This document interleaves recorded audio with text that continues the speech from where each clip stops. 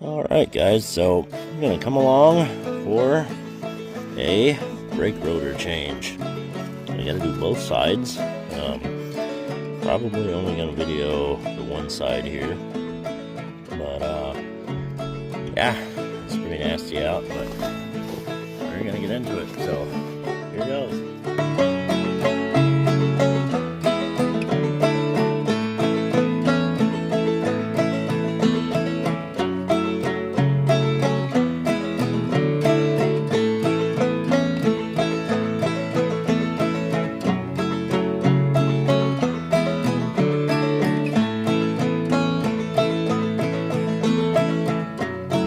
So now you're going to grab an 18mm wrench and remove the 2 bolts that are holding the caliper in place, and then simply remove and replace the rotor.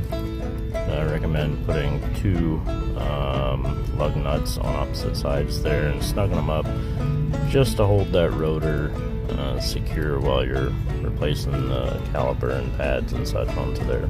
So.